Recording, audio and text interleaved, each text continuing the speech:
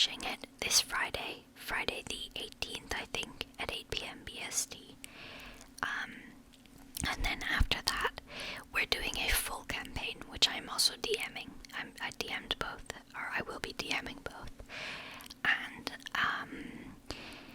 I'm also going to be doing a lot of one-shots, and I'm also, maybe eventually down the line, someone else might DM, and I might play. But either way, I'll link the channel down in the description. It is not ASMR. We're not playing D&D ASMR, but it is ASMRCraft. What is it, like, associated?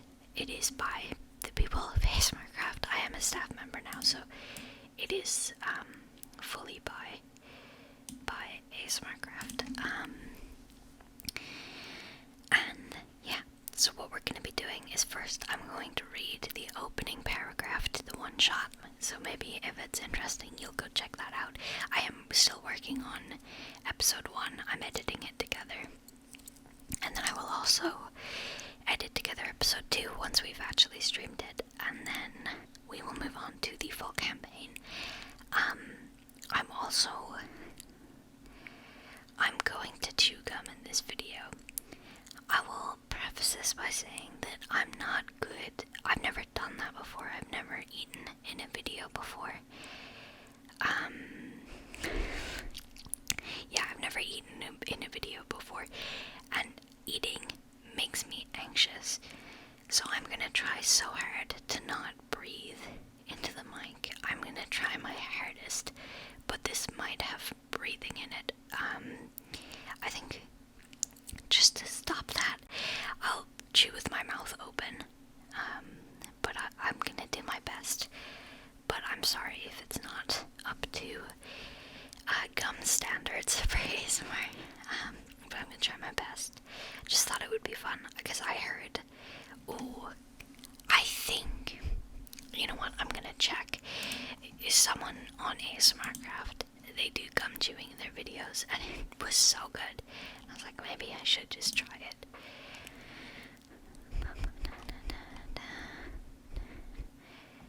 Was it you?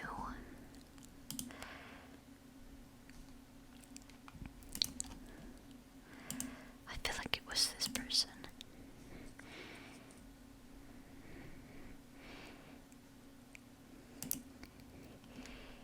I really feel like it was this person.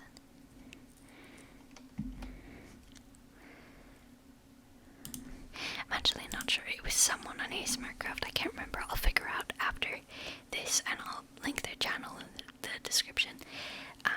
But they did gum chewing, and it was really good. So I was like, sure, why not?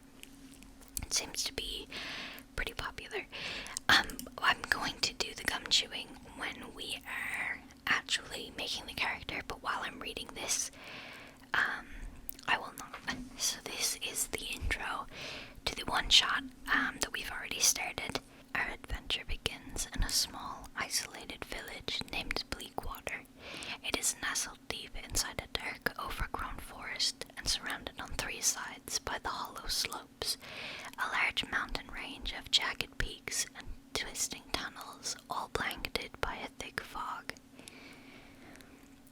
No one dares to venture there. The legends tell of horrifying beasts that lurk in the shadows, and people say even going to the base of the mountains can cause a person to become lost in the fog, never to be seen again. Bleakwater itself is very run down, everything coated in a thin layer of water from the constant fog that invades it. The paths are nothing but wet mud. The houses are covered in vines, moss, and mushrooms. The place looks dull and lifeless, and being inside of it leaves you all feeling drained. The people are not much better. They roam around the village wearing large flowing cloaks that drag behind them in the mud, their faces covered and heads turned down, arms crossed. Standing in the town square, taking in the village and its inhabitants, are the only people to have braved the myths and legends to help this village in need. A hooded figure walks up to you, their entire body covered with the cloak that adorns all the villagers in Bleakwater. Their gloved hands are clasped in front of them, and they stand hunched in on themselves. You've come octopus, I presume. The figure speaks with an audible wheeze in their voice, and they rub their hands together nervously as they look to you for an answer. So that is the intro to the one-shot campaign. It takes place in Bleakwater. I'm excited for you guys to see the rest of the story. I'm hoping it's going to be longer than just like an hour, but we'll see. But now we're going to do the creating a character, and I'm doing this because on the Discord server, the private one for just the people who are doing the Dungeons and Dragons campaign, which not everyone who is doing it has been added to yet, I should say. I have gone through and added in every race, every class, every background, every feat, all spells, all of the starting equipments, and all of the gods to a bunch of different channels to make it easier for everyone to actually make their characters, but I have not had the opportunity yet to sit down and make a character using using the thing. So let me see. I'm also going to do that. That's gonna suck a little bit for you guys, but it's how I'm doing this. So we have some human-esque ones,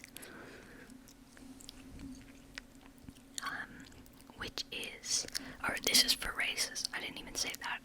I don't think I'm gonna do this very often. I can already tell. This is very uncomfortable. Okay. So we have human for the first race. Just your basic, this is a person. They're the same as humans now. Then we get into the fun stuff. We have elf. So we can also pick sub-races. So we could be an elf, or we could be a high elf, or a wood elf. I do think sub-races, you're meant to pick one, but I've decided they're optional for this campaign. So elves, because I already know we're not going to pick human. Just putting it out there so there's no need to read through everything about them. So elves have a 30 feet movement speed. Their languages are common and elvish. Their age, they physically mature at 18, but they reach full adulthood at 100 and live to be about 750. Their size is medium, and they are about 4'8" to 6'5". Their ability score increase is dexterity, and they get a +2. Elves, they have dark vision, which means they can see 60 feet in the dark. They also have keen senses, which means they have proficiency in perception. Fey ancestry, advantage on saving throws against being charmed, and magic cannot put you to sleep, which is very useful. Trance, meditate for 4 hours instead of sleeping, which is equivalent to 8 hours of sleep. And then sub-races, we have high elf, which gives you a +1, which gives you a +1 to intelligence, proficiency with long sword, short bow, and long bow. You get 1 cantrip from the wizard spellbook, and you get 1 extra common language. Wood elf, you get +1 wisdom, proficiency with long sword, short bow, and long bow. Your speed is 35 feet, and you can attempt to hide even when only lightly obscured, but only when it's by something natural, so by like a bush or a tree. Then we have dwarf. We have 25 speed, common and dwarvish. They reach adulthood at 50 and live to be about 350. Their size is medium, and they are between 4 foot and 5 foot. They have their ability score increase is Constitution, which is a +2. see 60 feet in the dark. Dwarven resilience, advantage on saving throws against poison, resistance against poison damage. Dwarven combat training, proficiency with battle axe, hand axe, light hammer, and warhammer. Tool proficiency, proficiency with one of the following: smith's tools, brewer's supplies, or mason's tools.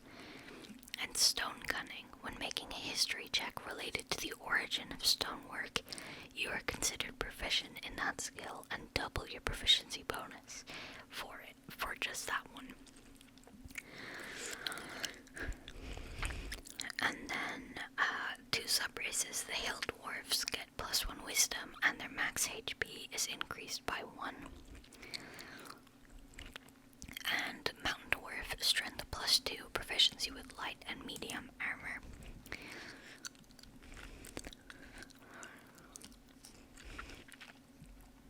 You know what, I could sit here and read through everyone, but I think I want to go with tiefling.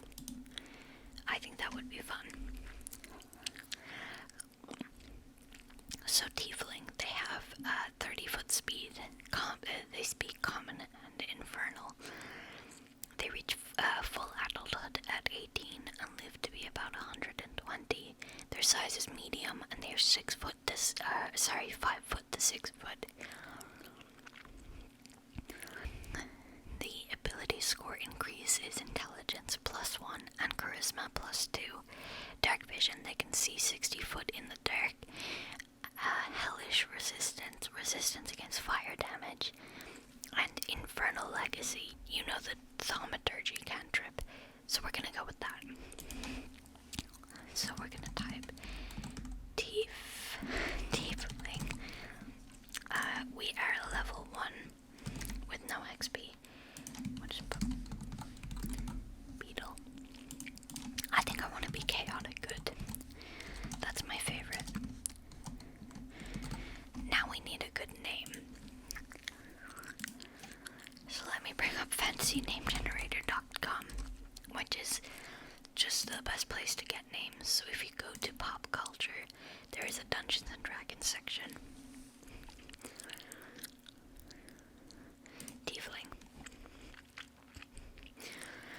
Male or female? You know what, let's go with a girl. Valkyria. I like that immediately. Valkyria. Okay, Valkyria. So, her intelligence, she gets a +1 to intelligence and a +2 to charisma, so we'll put those there to remember. Her size, 5 foot to 6 foot, so how tall do we want her? I think she should be tall. Let's go 6'1". I will be lenient with the heights, because it doesn't really matter, that's just to give them a general idea. Age, live to about 120. What about 86? I think that's a good age. For a tiefling, I think that's fun. Eyes. Let's give her, I think, orange eyes. I don't know why, but I feel like orange would be fun. Let's go like light purple. I know there's some debate on whether or not purple is fine, but I think it is. And hair. Let's just go black, I think. Okay, so she has dark vision, which we're going to put here. Dark vision. Can see 60 foot in the dark. She also has hellish resistance.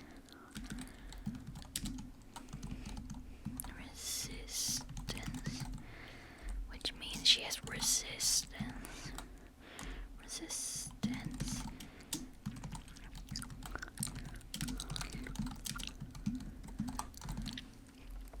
Resistance against fire damage and infernal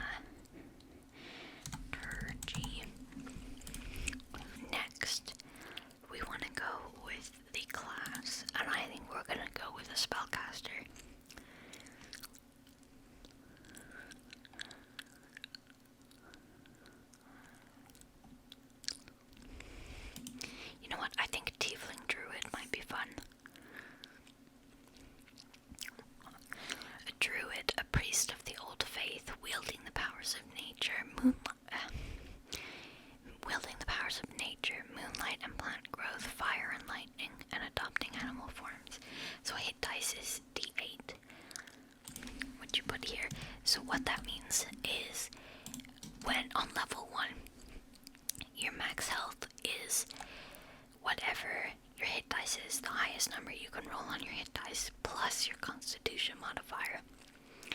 So our hit dice is a d8, which means at level 1 it will be 8 plus whatever constitution. So let's say my constitution is a 15, that's a plus 2, so my max health would be 10. And then every level after that, you roll your hit dice, and whatever number that is, you add to your max health. So you could roll a 1, or you could roll an 8, and your hit dice is determined by what class you pick. So we're going with Druid. Druid, level 1.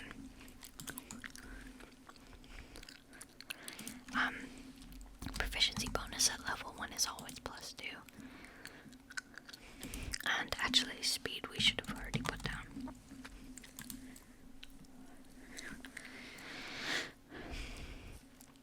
Okay, primary ability is wisdom, so we should remember that. Saving throw proficiency is intelligence and wisdom. Armor and weapon proficiencies, so let's write down light and medium armor. Not metal, as long as they're not metal. Shields, also not metal.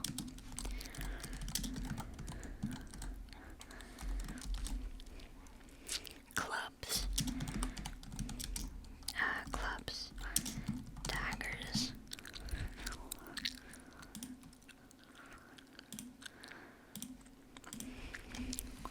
Clubs, daggers. Darts.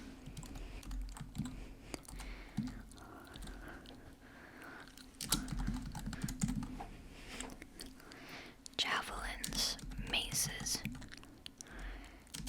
quarterstaffs, scimitars, sickles,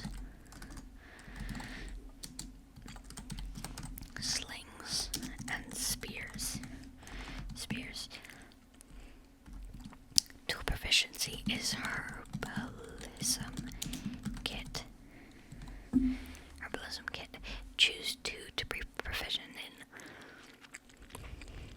Arcana, animal handling, insight, medicine, nature, perception, religion, and survival. Arcana, animal handling, insight, medicine, nature, perception, religion, and survival. I think nature and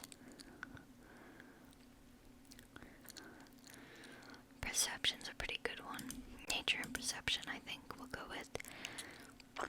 Spellcasting, you know 2 cantrips from the druid spell list. So do 2 more plus thaumaturgy, so thaumaturgy and 2 more. You know a number of druid spells equal to your wisdom modifier plus your level. So yeah, so wisdom is your spellcasting ability. Where's that? Wisdom. Spell save DC is 8 plus proficiency bonus plus wisdom modifier. Spell attack modifier is proficiency bonus plus wisdom modifier. Okay. So how are we going to calculate skills?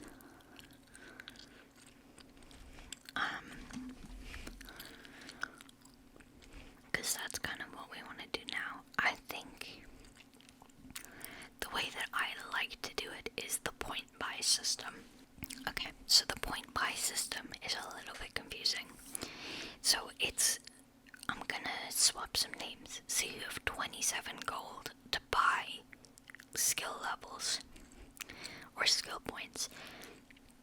So with your 27 gold, you can buy 8 for nothing.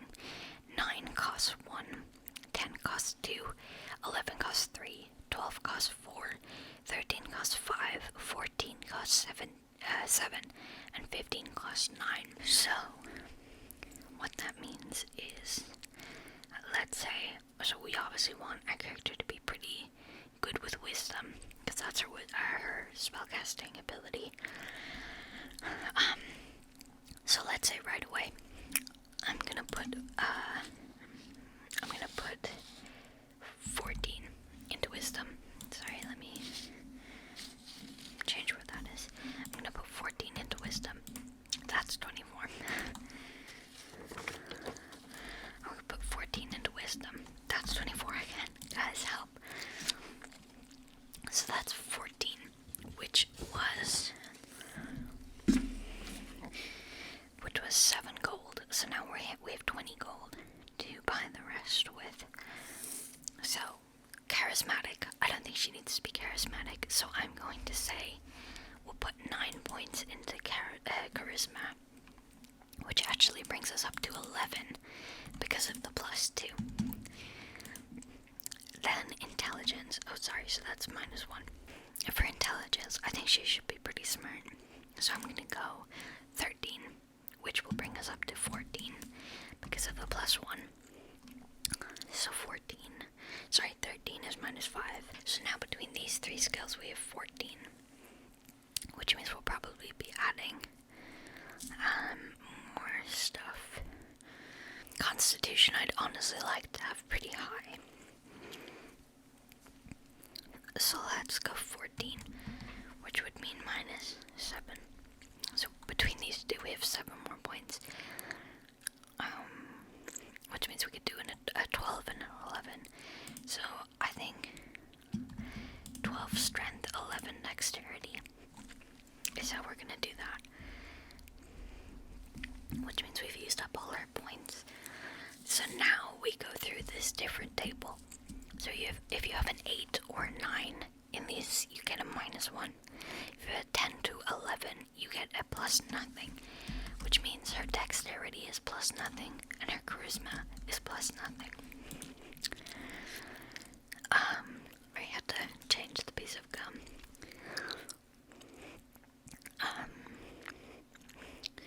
12 to 13 is a +1. So strength is +1. And 14 is +2. And all of these are 14, so that's great. Which means that yes, our maximum health is now 10. So, not great, but better than nothing. Okay, armor class. AC +10 plus dex modifier plus armor. So 10 plus nothing plus armor, which I think is, would put her on 11.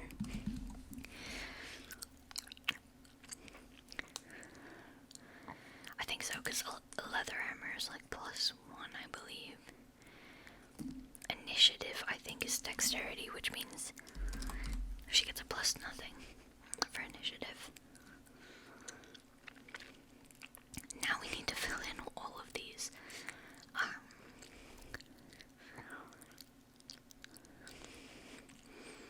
Okay.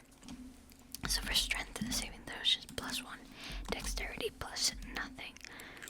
Constitution +2. Intelligence +4 because she's proficient in it. So you have this plus proficiency bonus. Same with wisdom. And charisma is +0.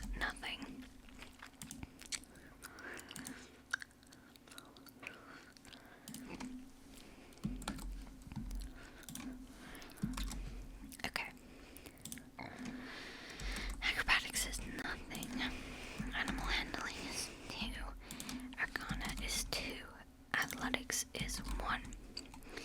Deception is nothing. History is 2. Insight is 2. Intimidation is nothing. Which, by the way, these, let's say you wanted to intimidate someone, I would tell you to roll for intimidation, roll an intimidation check, whatever. Because she is not proficient in it, she would roll it, and she would add just this number here, which is nothing. So that's what this number is. You don't add both of these. This is just an easy way for you to see that, okay, inside is +2, which this bit it here wisdom. It's just what this is. So if you roll a wisdom insight check, you're only adding +2. But if she was proficient, she would be adding +4. If that makes sense.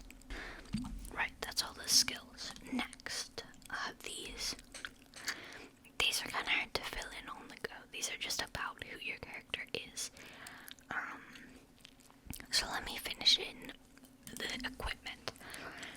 So I get a wooden shield or any simple weapon. I'm gonna go wooden shield. Because I can see I get weapons in a second. Wooden shield. A scimitar, which is really cool. Scimitar. Leather. Armor. An explorer's pack and a druidic focus. And let me type out what is in explorer's pack, which is backpack, bedroll,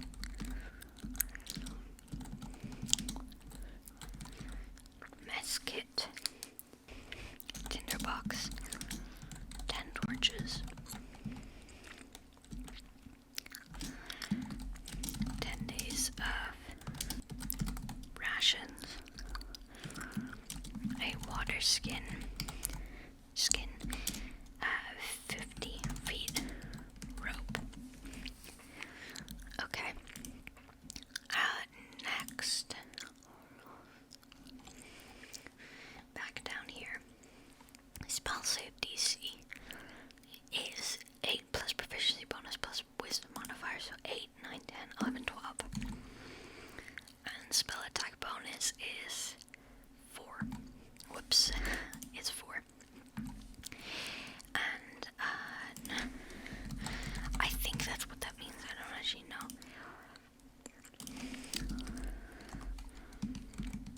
Druid level 1.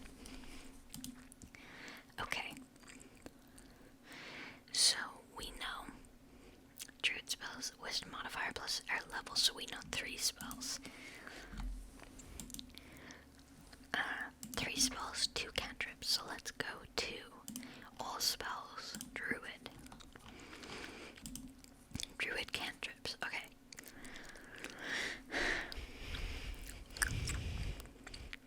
Control flame, create bonfire, druidcraft, frostbite, guidance. Guidance is really good. So I already know I want guidance. So the difference between cantrips and spells, you have a limited number of spell slots. So every day you can cast 2 spells at level 1, let's say. Cantrips are not a part of that. Cantrips you can cast technically an infinite amount of times per day. Obviously there's some limitations to that, but with guidance and thaumaturgy I could cast that a million times over, but with a spell I could only cast any of them twice, as in I could cast a total of 2 spells per day, which is what the difference is. So with guidance, you touch one willing creature once before the spell ends. The target can roll a d4 and add the number rolled to one ability check of its choice. It can roll the die before or after making the ability check. The spell then ends. So it's pretty good. And I think I'm immediately seeing infestation, which I'm going to warn you as I'm reading this. This is about bugs. So you cause a cloud of, let's just say, parasites to appear momentarily on one creature you can see within range. The target must succeed on a Constitution saving throw, or it takes 1d6 poison damage and moves 5 feet in a random direction if it can move, and its speed is at least 5 feet. And then you roll a d4 for which direction. So that strategy, guidance, and infestation. And now we're picking 3 spells. So we have absorb elements, animal friendship, beast bond, charm person. Create or destroy water, cure wounds is pretty good. We should get that. So cure wounds, a creature you touch regains a number of hit points equal to 1d8 plus your spellcasting ability modifier.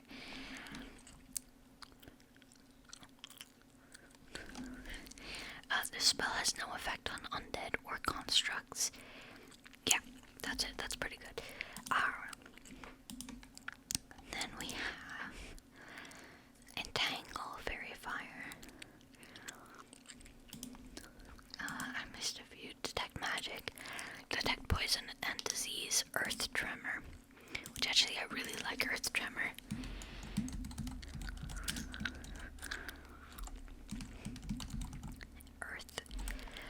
Earth Tremor, we're gonna do that as well, which is you cause a tremor in the ground in a 10-foot radius. Each creature other than you in that area must make a dexterity saving throw. On a failed save, a creature takes 1d6 bludgeoning damage and is knocked prone. If the ground in that area is loose earth or stone, it becomes difficult terrain until cleared.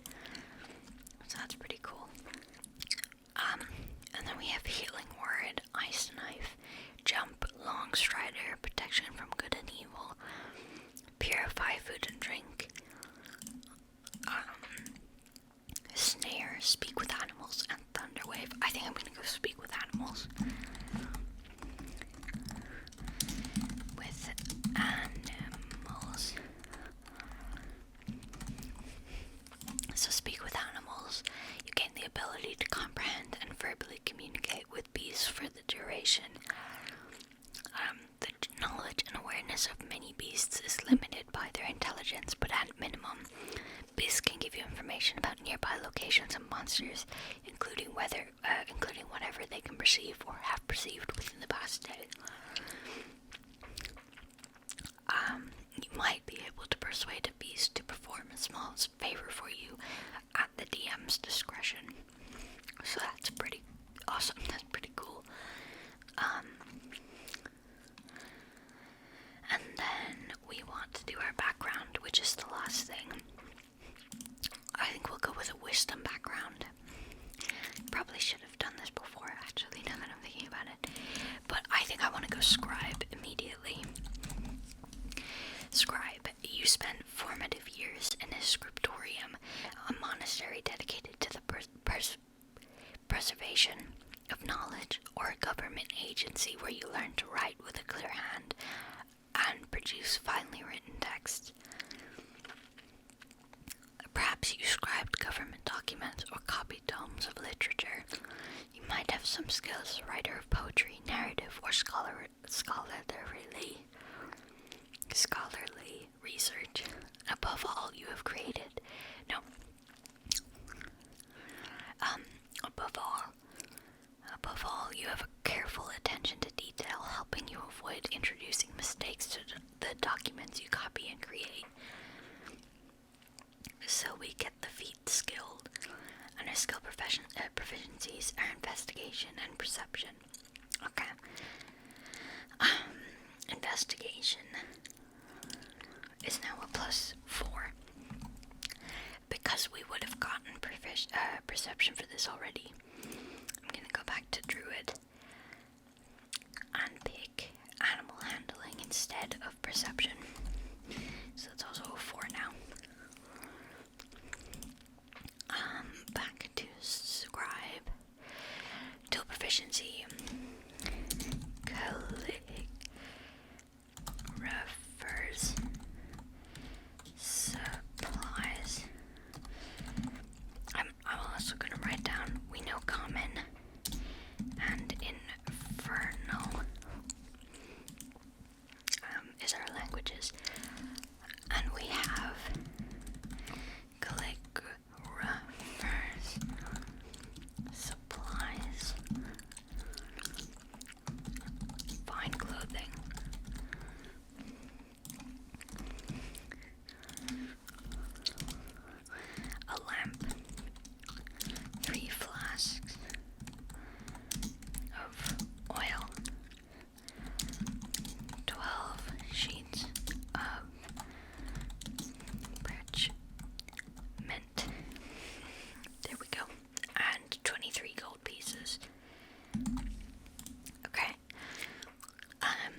And we get the skilled feat, which if we go here, skilled, you gain proficiency in any combination of 3. Sorry, I've just noticed a spelling error that makes that completely impossible to read. Now this is why you playtest things. Okay. Let me look up the actual feat then.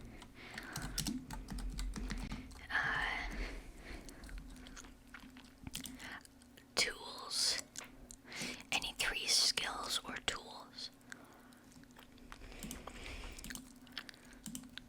Let's do skills, why not? Okay. Let's do insight, so that's 1. Medicine is 2. And honestly, I feel like survival is 3. Okay. And then passive wisdom, I can't remember how you calculate that. Actually, I probably have it written down, yeah. 10 plus wisdom plus proficiency. 10 plus 2, so 14.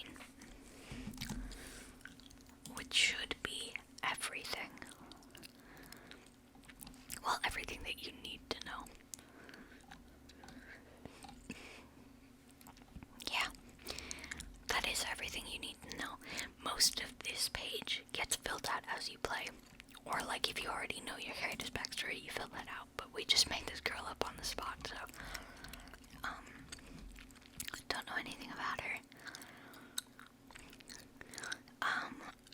But yeah, she's kind of awesome. I kind of love her.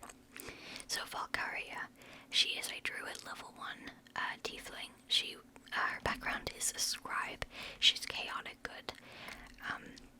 She has 12 strength, which gives her +1, 11 dexterity, which is +0, 14 constitution, which is +2,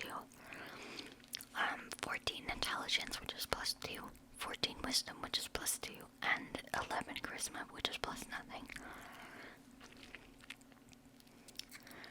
She is proficient in intelligence and wisdom saving throws. She's proficient in animal handling, insight, investigation, medicine, nature, perception, and survival. She has dark vision, which means she can see 60 foot in the dark. And she is resistant against fire damage.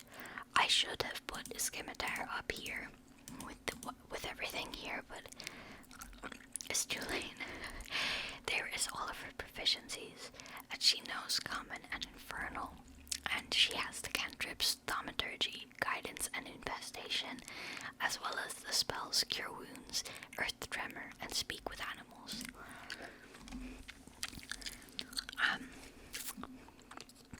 So I hope you